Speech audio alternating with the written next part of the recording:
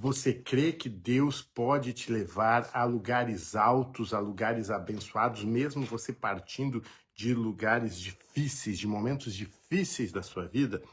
É sobre isso que nós vamos falar hoje, meditando sobre a situação de José lá no Egito, que da escravidão e da prisão foi levado a se tornar governador de toda a terra do Egito. Vamos meditar na palavra? Então hoje nós vamos pedir que o Espírito Santo venha trazer entendimento na continuidade da leitura do texto bíblico previsto para essa semana. Vamos pedir que o Espírito Santo venha nos trazer realmente uma palavra que venha nos edificar, que venha nos abençoar, que venha nos trazer graça, bênção, crescimento em tudo.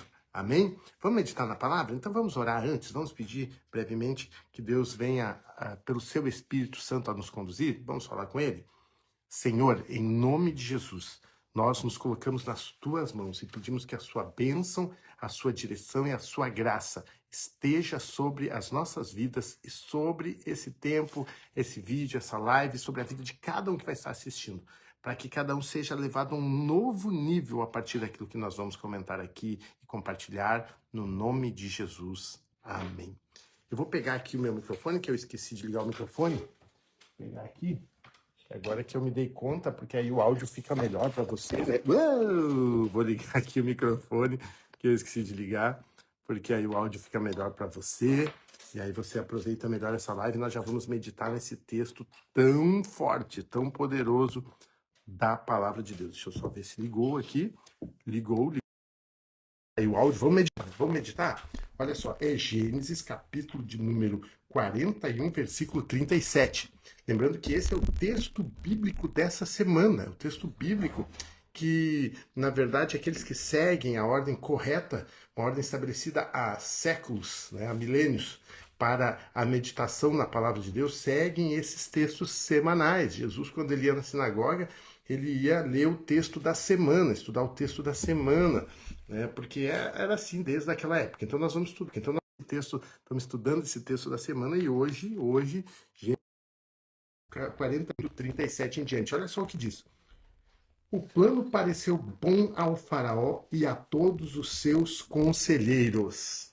Que plano? Que plano esse que pareceu bom para faraó e todos os seus conselheiros? O plano que José disse de como Faraó deveria agir diante daquela situação terrível de vacas magras que estavam para vir depois das vacas gordas. Então, José, na meditação que nós não fizemos ontem, né, no feriado ontem eu acabei não fazendo, né, devido a horários aqui, né, de encontros, mas anteontem, na meditação que nós encerramos com José dando um plano para o faraó.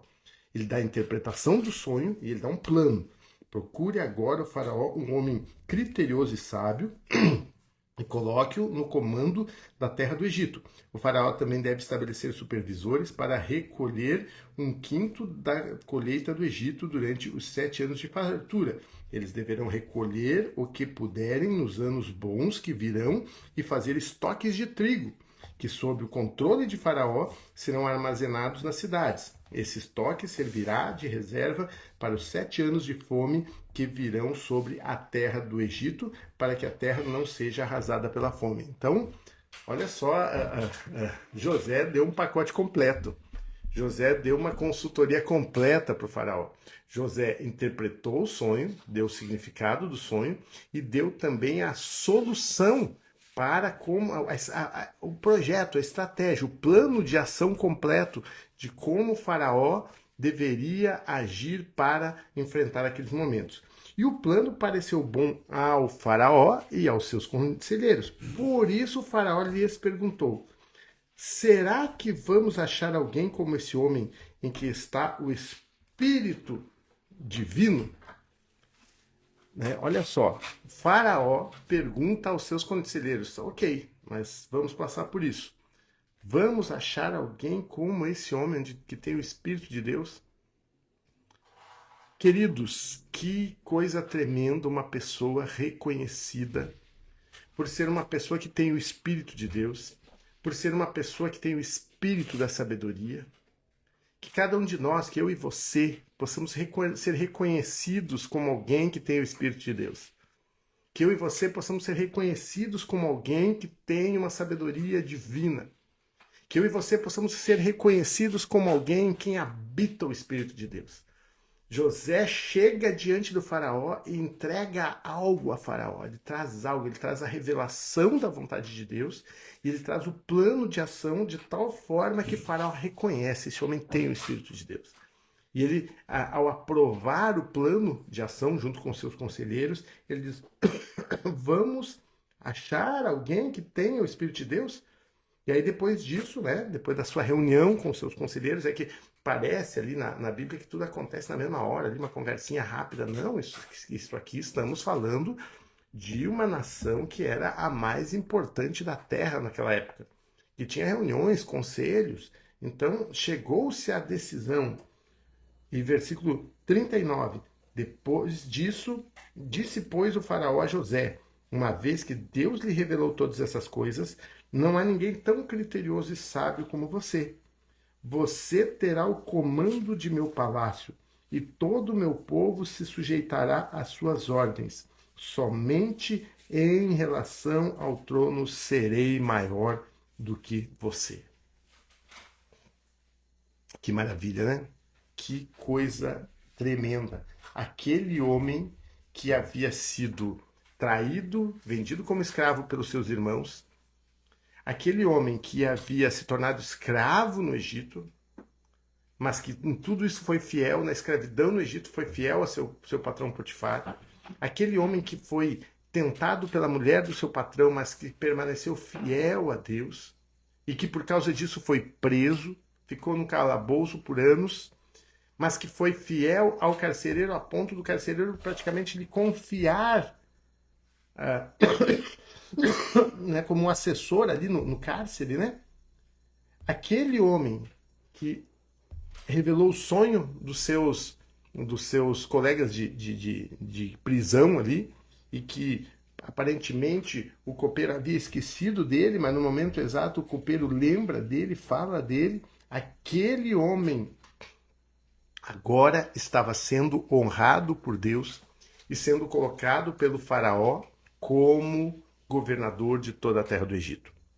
A fidelidade, a lealdade, o cumprir os princípios bíblicos valem a pena. Valem a pena. José foi fiel, ele foi fiel em todas as casas, em todas as fases, vou dizer assim, da vida dele. Tanto na casa de Potifar, quanto na prisão, quanto ao pai dele. Ele foi fiel.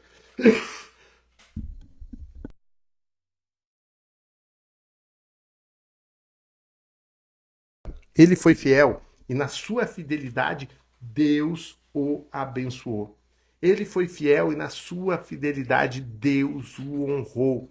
Ele foi fiel e na sua fidelidade Deus trabalhou para exaltá-lo, para colocar ele em algo maior. Então eu quero dizer para você que mesmo no momento da dificuldade, mesmo no momento em que as pessoas estão sendo infiéis com você, mesmo no momento em que parece que as coisas estão dando erradas na sua vida, seja fiel a Deus, fiel aos princípios, fiel às pessoas que você precisa ser fiel. Por quê? Porque Deus está preparando algo maior, que só é entregue aos que passam na provação da fidelidade. Aqueles que são infiéis, eles têm, num primeiro momento, uma percepção aparente de ganho. Aqueles que são infiéis têm, no primeiro momento, eles cantam vitória primeiro, porque eles comemoram o seu benefício imediato. Porém, queridos, aqueles que são fiéis, a bênção na vida deles, ela vem de uma forma construída e permanente, como aconteceu na vida de José. Vale a pena ser fiel. Vale a pena. Pastora Deise, paz do Senhor, bom dia, bem-vindo a essa live. Que bênção estar aqui junto com a gente. E continuando a falar nesse texto, então, de José, capítulo 41, agora indo para o versículo 41 também, né? E o faraó prosseguiu: entrego a você agora o comando de toda a terra do Egito. E em seguida Faraó tirou do dedo o seu anel selo e o colocou no dedo de José. Aqui tem um processo, tá? Então ele entregou a José o comando da terra do Egito, ele passou a ser um primeiro-ministro, um administrador de toda a terra do Egito, e ele recebe um anel selo. O que é o anel selo? O anel selo era o carimbo, era para equivalia a uma assinatura, equivalia a uma procuração. Quem tinha o anel selo do rei selava uma carta, selava um decreto, selava uma ordem em nome do rei, enviava uma mensagem em nome do rei. Então era um selo concedido para aqueles que poderiam falar em nome do rei, tinham procuração. Então José recebe procuração do faraó. Ele falava em nome de faraó, ele recebe autoridade da parte do faraó. Em seguida também colocou vestido de linho fino, colocou uma corrente de ouro no pescoço, fez subir em sua segunda carruagem real, e à frente os arautos iam gritando: abra um caminho. O curvem-se, né? Assim José foi colocado no comando de toda a terra do Egito. Aqui nós estamos vendo que houve uma cerimônia em que o faraó dá a José autoridade. Por que era necessário isso? Porque, como é que eu vou dizer? Os sinais de autoridade, os sinais de poder, os sinais, as credenciais, eles não têm valor para Deus. Ou seja, para Deus, perdão, estou com um pouco de tosse ainda.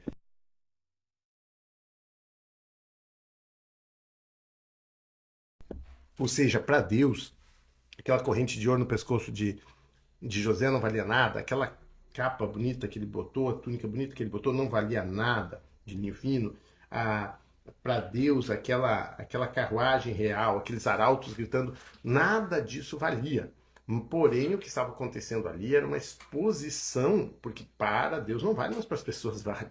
Uma exposição pública da autoridade de José naquele momento ali, para que ele se posicionasse na posição devida de autoridade.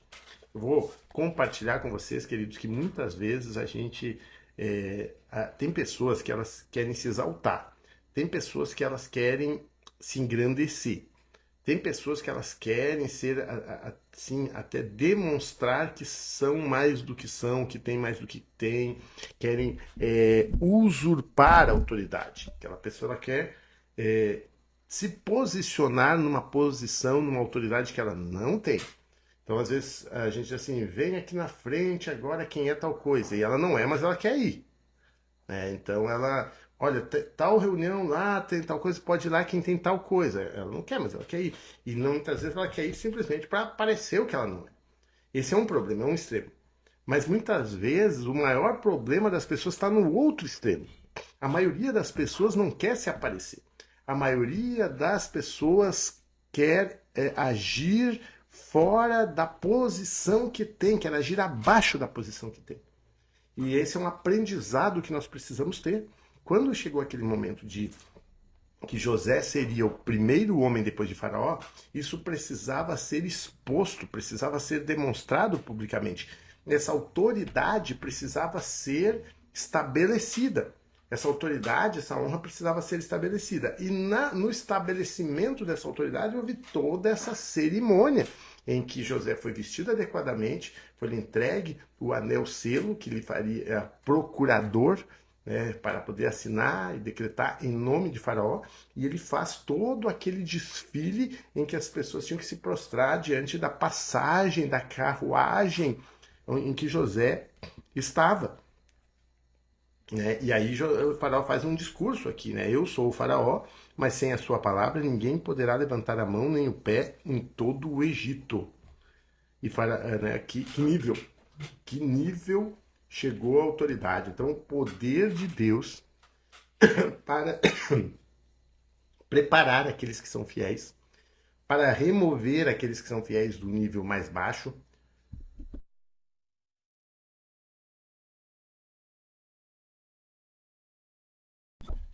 Meu Deus, essa tosse, né? Já são aí algumas semanas aí.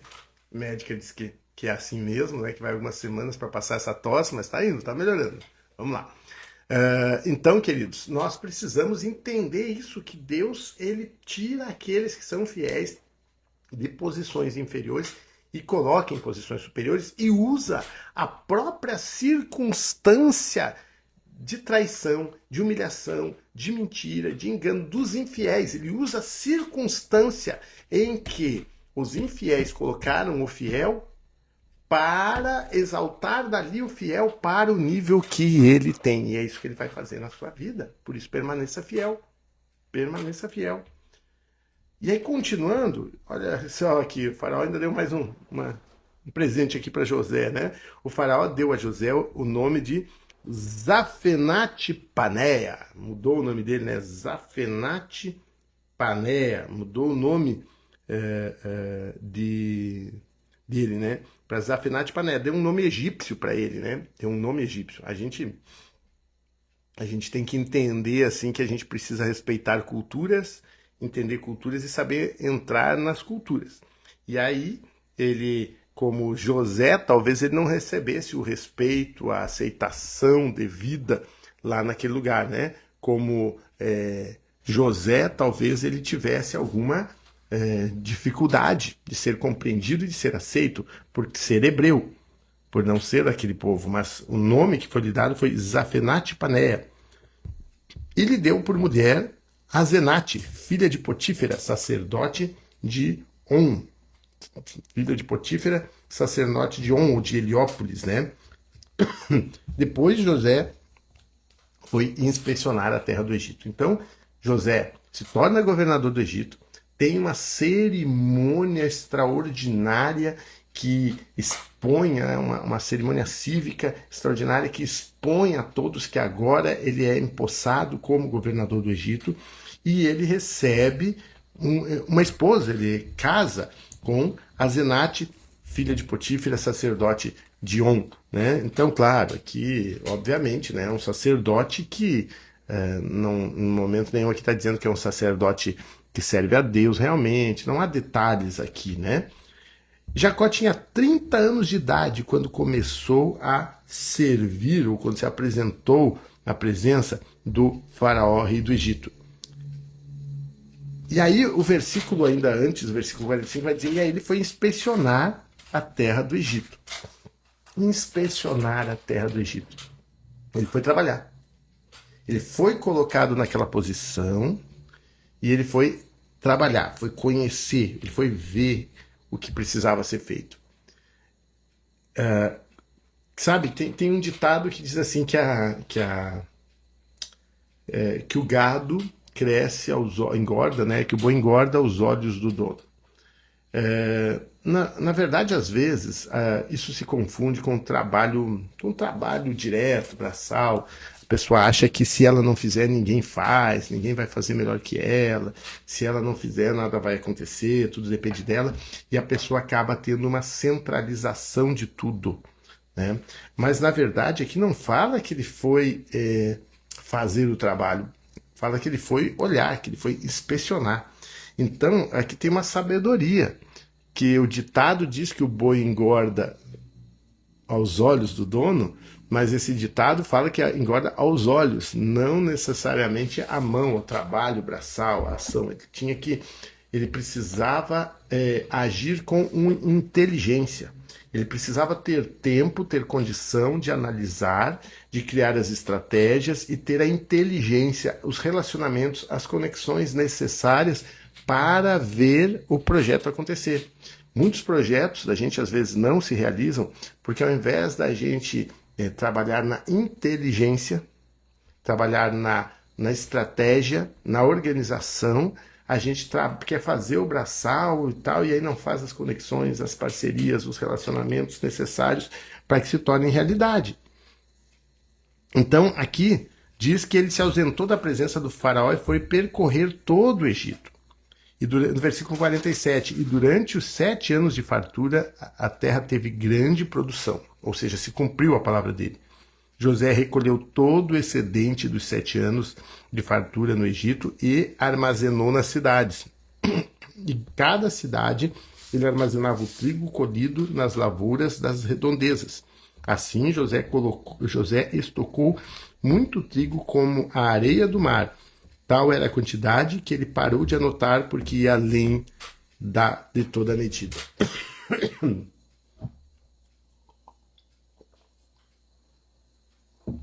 Veja a organização dele. Veja a descentralização que ele conseguiu organizar. Cada cidade tinha seus próprios armazéns.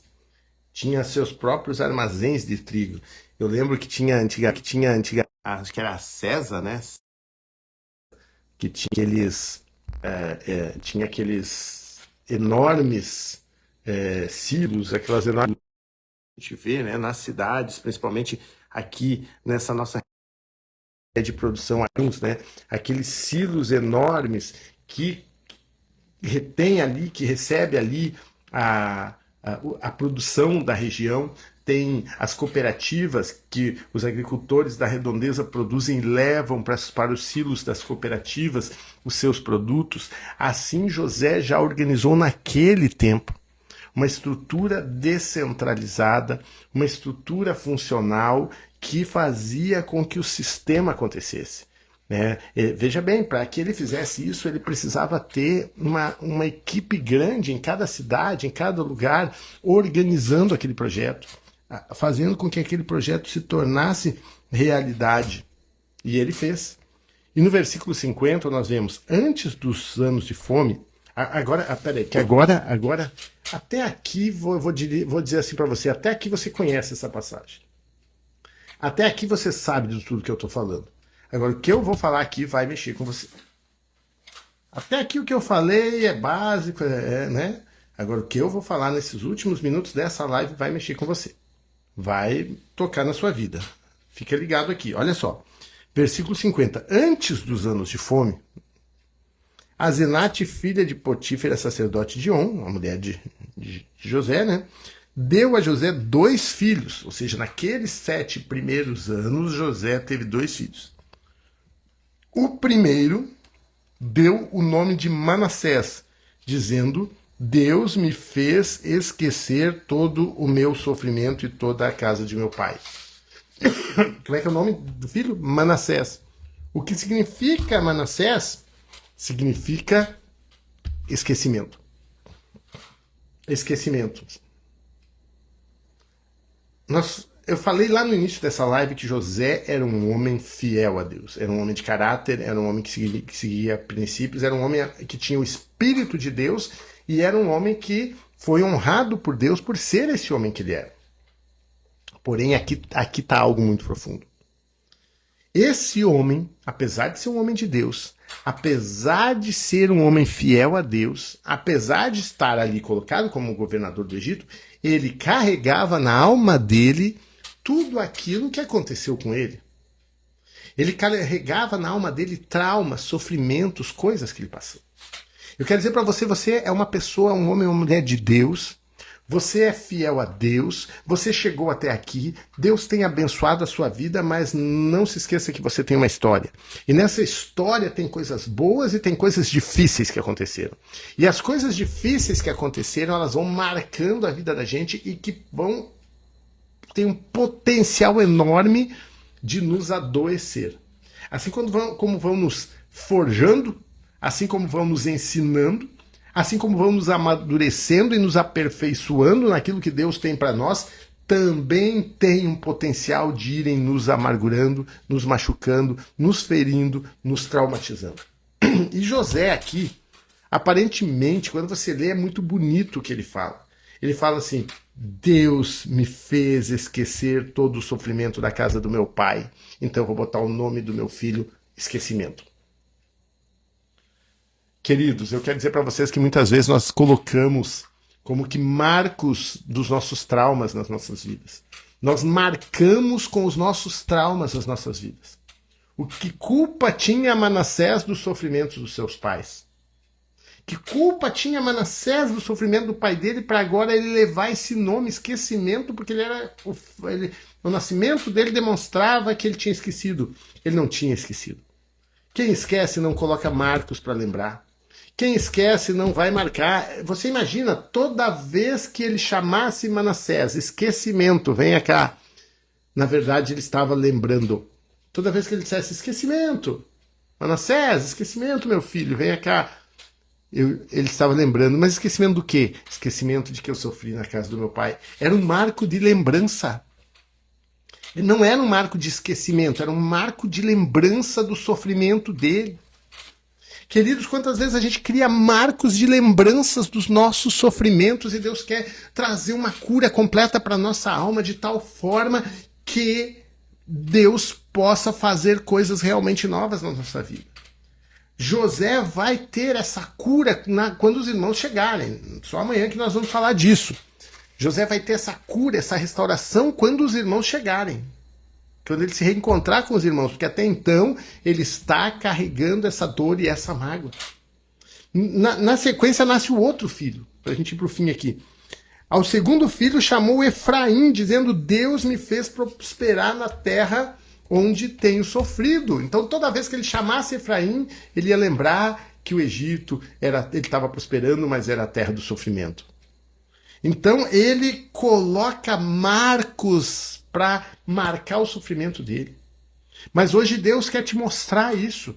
Deus quer mostrar que na tua alma há sofrimento, que você está carregando marcos de sofrimento na tua vida, marcando ali, eu sofri aqui, eu vou marcar aqui para eu sempre me lembrar que eu sofri aqui. Mas Deus não quer isso. A Bíblia diz: quero trazer à memória aquilo que pode me dar esperança. Então Deus quer te trazer marcos de bênção. Tem coisas que você cria marcos dos sofrimentos no casamento. Coloca marcos, lembranças das bênçãos, das coisas bonitas que aconteceram. Nós tivemos agora nossas bodas, eu e a Marta, e nós lembrávamos nas nossas bodas, do casamento, da festa agora, do nosso casamento, da nossa lua de mel. Então lembrando de lembranças boas. Tivemos momentos difíceis no caminho? Tivemos 25, 26 anos de casamento. Quem é que não tem momentos de alguma discórdia, de alguma coisa, de alguma situação mais complicada? Mas a gente não pode fazer das situações difíceis os marcos. Das rejeições, dos sofrimentos, a gente vai fazendo aquilo marcos firmes na nossa vida, e hoje Deus quer te libertar disso, no nome de Jesus, e eu quero orar por você a respeito disso. Vou terminar a leitura aqui, para nós orarmos. Assim chegaram ao fim os 7 anos de fartura no Egito, começaram os 7 anos de fome, como José havia predito. Houve em todas as terras, houve fome em todas as terras, mas em todo o Egito havia alimento. Quando o Egito começou a sofrer com fome, o povo clamou ao faraó por comida, e este respondeu a todos os egípcios: dirijam-se a José e façam o que ele disser. Quando a fome já se havia espalhado por toda a terra, José mandou abrir os locais de armazenamento e começou a vender trigo aos egípcios, pois a fome se agravava em toda a terra do Egito. E de toda a terra vinha gente ao Egito para comprar o trigo de José, porquanto a fome se agravava em toda a terra. Que passagem da Bíblia tremenda, né? Vamos orar? Pai, em nome de Jesus, eu quero abençoar os teus filhos agora. Eu quero abençoar, meu Deus amado, o teu filho, a tua filha, que, ó Deus, talvez passou por sofrimentos e situações, que, ó Deus, feriram de tal forma a vida deles que eles foram colocando marcos desse sofrimento. Eles têm marcos, têm pontos ali que marcam aquele sofrimento como estacas fincadas para lembrar que eles sofreram ali. Mas agora, Senhor, eu te peço que o Senhor venha trazer uma grande cura e uma grande restauração na vida dos teus filhos. Eu te peço que o Senhor venha trazer uma grande cura e uma grande bênção, ó Pai amado, poderosa sobre o teu filho e a tua filha, de tal forma, Pai, que esse tempo de sofrimento seja curado, seja restaurado, e venha o tempo da fartura. Abençoa, Pai, para que o teu filho e a tua filha consiga ser fiel, mesmo em meio às tentações e provações, porque verdadeiramente o Senhor está com ele, com aquele que é fiel, e o exaltará a seu tempo. No nome de Jesus. Amém. Amém? Que Deus te abençoe, derrame a graça e a bênção poderosa dele sobre a tua vida. Em nome de Jesus, Deus te abençoe nessa última semana do ano aí, né? Novos tempos começando para a tua vida em nome de Jesus. Deus abençoe. Tchau, tchau.